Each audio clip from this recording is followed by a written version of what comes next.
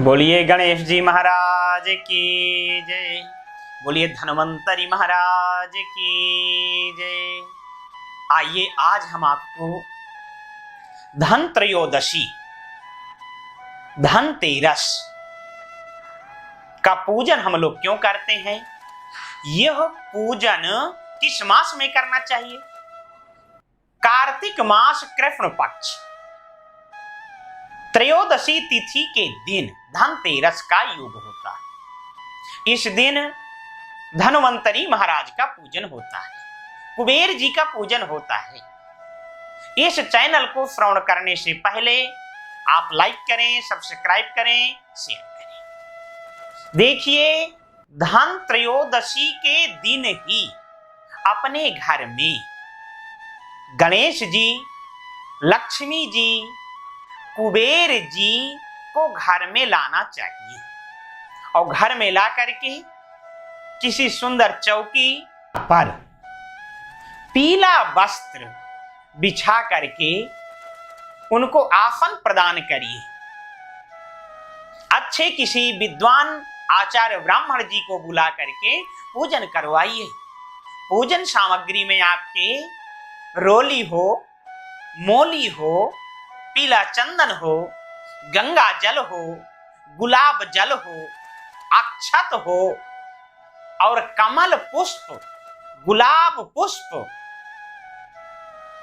हो और माला, दूर्वा, इत्र, सुंदर फल होने चाहिए, सुंदर मिष्ठान होना चाहिए, खील बतासा होना चाहिए और घी का दीपक जलते रहना चाहिए।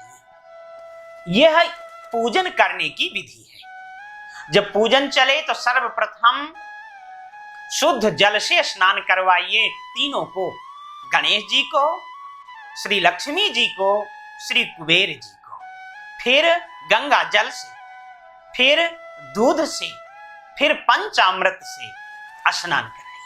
फिर शुद्धोदक जल से स्नान करवाइए। शुद्धोदक जल का भाव यह है, जल, गंगा जल, चंदन और इत्र और गुलाब पुष्प डाल करके स्नान करवाइए। शुद्धोदक जल से स्नान करवाइए। फिर वस्त्र पहनाइए। वस्त्र पीले होने चाहिए। उस दिन जो वस्त्र हो पीले होना चाहिए। गणेश जी, लक्ष्मी जी, कुबेर जी। वस्त्र के बाद उनको चंदन लगाइए, यज्ञोपवीत पहनाइए और यज्ञोपवीत के उपरांत 2 बार आचमन करवाइए। रोली लगाइए उनके और माला पुष्प से उनका स्वागत करिए। स्वागतार्थे पुष्प माल्याम समर्पयामि, ऐसा कहते हुए उच्चारण करें। यदि इस विधि से आप पूजन करते हैं, इसके बाद में अनार का भोग लगाइए, मिष्ठान का भोग लगाइए, खील बतासे का भोग लगाइए। यह करने से लक्ष्मी जी, गणेश जी, कुबेर जी बहुत प्रसन्न होते हैं और आपके परिवार में धन आने का आशीर्वाद प्रदान कर देते हैं। और धन्वंतरी महाराज इतने खुश होते हैं, वो यह आशीर्वाद देते हैं, जिन्होंने आज के दिन मेरा पूजन किया है घर में, उनके घर में आरोग्यता होगी, रोग नहीं जाएगा। इसलिए हमें उनका पूजन करना चाहिए। और ब्राह्मणों के द्वारा पाठ भी करवाएं। श्री सूक्त का पाठ करवाइए, श्री महालक्ष्म्याष्टकम का पाठ करवाइए और कनक धारा का पाठ करवाइए। कनक धारा का पाठ जहां पर होता है वहां पर धन की वर्षा होती रहती है। कनक माने सोना, धारा माने बारिश। जहां पर कनक धारा का पाठ होता है वहां पर लक्ष्मी माता की कृपा अवश्य होती है। इस पाठ को स्त्री भी कर सकती हैं, इस पाठ को पुरुष भी कर सकते हैं। ऐसा करना चाहिए। यदि इस विधि से करते हैं तो आपको पुण्य लाभ पूरा प्राप्त होगा। उदाहरण के माध्यम से समझें। एक जगह, एक नगर में, एक गांव में और एक ऐसे घर में आद्य गुरु जगत शंकराचार्य जी महाराज पहुंचे। जगत गुरु शंकराचार्य जी जैसे ही पहुंचे, भिक्षा मांगा। उस घर में भिक्षाम दे। बहू घर में देखा कुछ नहीं था, पर संस्कार बहू को यह मिले हुए थे कि कोई भी याचक घर में आए तो उसको भिक्षा मांग रहा है तो अवश्य भिक्षा प्रदान करनी चाहिए। उस समय उनके घर में सामने तो कुछ दिखा नहीं, कुछ था नहीं, भगवत कृपा ऐसी रही, सामने सूखे आंवले रखे थे। नई बहू थी, नई बहू ने उन्हें आंवलों को लिया और लेकर के जाके जगत गुरु शंकराचार्य जी की बाल्टी में डाला, और जैसे ही डाला तो नीचे से आवाज आई। सूखा आंवला था ना, तो खंड शब्द की नीचे से आवाज आई। जगत गुरु शंकराचार्य जी समझ गए इसके घर में भोजन प्रसाद की बड़ी कमी है, भोजन नहीं है, दरिद्रता है, अब मुझे कुछ उपाय करना चाहिए। जगत गुरु शंकराचार्य जी ने उपाय ये किया कि वहीं पर बैठ करके पूरे गांव को इकट्ठा किया और वृक्ष के नीचे बैठ करके पाठ किया कनकधारा का। कैसे पाठ करना चाहिए? शुद्धता पूर्वक पाठ करना चाहिए। उसका लय क्या है, किस छंद में गान करना चाहिए, इसका विशेष ध्यान देना चाहिए, तभी उसका लाभ मिलेगा। अंगं हरे पुलक भूषण माश्रयन्ति भृंगांगनेव मुकुला भरणं तमालम् अंगीकृताखिल विभो तिरपांगलीला मांगल्य दास्तु मम मंगल देवताया। इस प्रकार से कनकधारा का पाठ करना चाहिए। भगवान धन्वंतरी जी प्रसन्न हो जाते हैं और प्रयास यह करें कि धनत्रयोदशी का, धनतेरस का पूजन स्थिर लग्न में ही कराएं। दीपावली का पूजन हो तो स्थिर लग्न में हो तो बहुत अच्छी बात है। वैसे तो पूजन किसी समय किया जा सकता है, ऐसा भी नहीं है, पर स्थिर लग्न का विशेष फल हो, इसलिए इस मुहूर्त में पूजन करना चाहिए।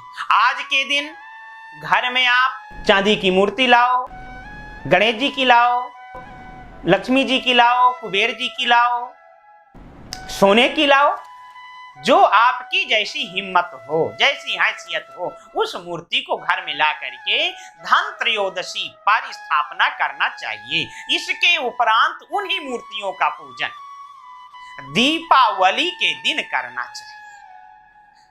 इसलिए हम धनत्रयोदशी मनाते हैं।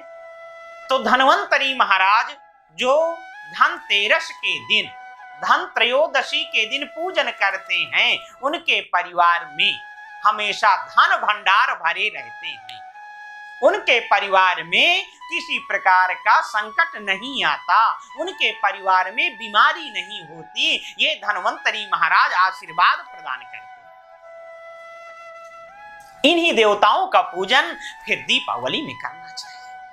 दीपावली देखिए ऐसा महापर्व है, इसमें जितने आप दीपक जलाएंगे, दीपावली हमेशा मंगल के नक्षत्रों में होती है, स्वाति या चित्रा नक्षत्रों में, इसलिए यहां पर दीपक जलाने का, लोग पटाखे छुड़ाते हैं, दगाते हैं, उनका भी मतलब है। शनि देव प्रसन्न होते हैं दीपक जलने से। मंगल देव बारूद आदि के जो कारक ग्रह हैं, उनके कारण जो पटाखे फोड़े जाते हैं, उनसे मंगल ग्रह प्रसन्न होते हैं, इसलिए यह कार्य लोग करते हैं। दीपावली हमारे जीवन में प्रकाश प्रदान करती है, अंधकार को दूर भगाती है, हमारे घर में सुख शांति का आगमन होता है। हम लोग बड़े प्रेम से, बड़े भाव से इस त्योहार को मनाते हैं। भगवान राघवेंद्र सरकार जब लंका में विजय प्राप्त करके लौटे थे,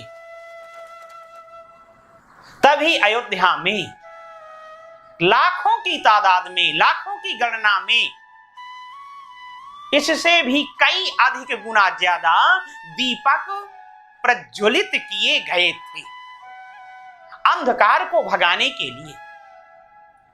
और उत्सव मनाने के लिए भगवान श्री राम जी ने अधर्म को मार करके धर्म की स्थापना किया था, धर्म की विजय हुई थी। इसलिए यह दीपक जलाए जाते हैं, यह दीपावली का शुभ पर्व मनाया जाता है। जो भी इस शुभ महापर्व पर दीपदान करते हैं, गंगा जी में जाइए, यमुना जी में जाइए, किसी तीर्थ स्थल पे जाइए, तो वहां आप दीपदान अवश्य करिए। वो एक किया हुआ दीपक आपके 10 वर्षों के पापों का नाश करने की क्षमता रखता है। इसलिए दीपक ज्यादा से ज्यादा जलाइए। 5 दीपक, 11 दीपक, 21 दीपक, 108 या 1008, जितने दीपक हो सकते हैं आप जलाइए। भगवान की बड़ी कृपा होगी। भगवान मर्यादा पुरुषोत्तम श्री राम जी प्रसन्न होते हैं।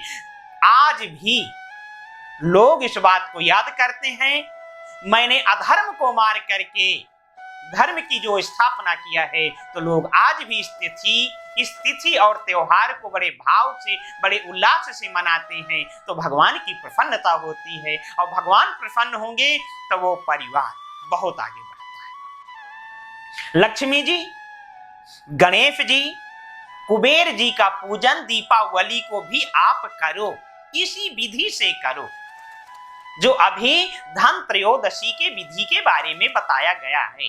बहुत अच्छा प्रसाद अर्पण करो, शुद्ध मन से प्रसाद बनाओ, हलवा बनाओ, पूड़ी बनाओ, खीर बनाओ, खील बतासे का भोग लगाओ, जितना कर सकते हो फल चढ़ाओ। हो सकता है तो गोपाल सहस्त्र नाम का, विष्णु सहस्त्र नाम का, श्री सूक्त का, कनक धारा का, लक्ष्मी सूक्त का पाठ करवाओ। आपके घर में लक्ष्मी माता की हमेशा कृपा बनी रहेगी, कृपा बरसेगी।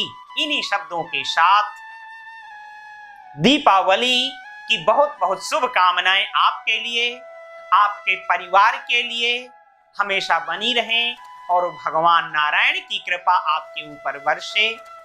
इसी प्रकार से आप दीपावली महापर्व को हमेशा मनावें और धर्म कार्य से आप जुड़े रहें। लक्ष्मी जी, गणेश जी, कुबेर जी की आपके ऊपर कृपा हमेशा बनी रहेगी, तो आपकी संतान सतमार्ग पर रहेगी, अच्छे मार्ग पर रहेगी। बोले लक्ष्मी नारायण भगवान की जय। इन्हीं शब्दों के साथ हम अपनी वाणी को यहाँ पर विराम और विश्राम देंगे। बोलिए लक्ष्मी माता की जय।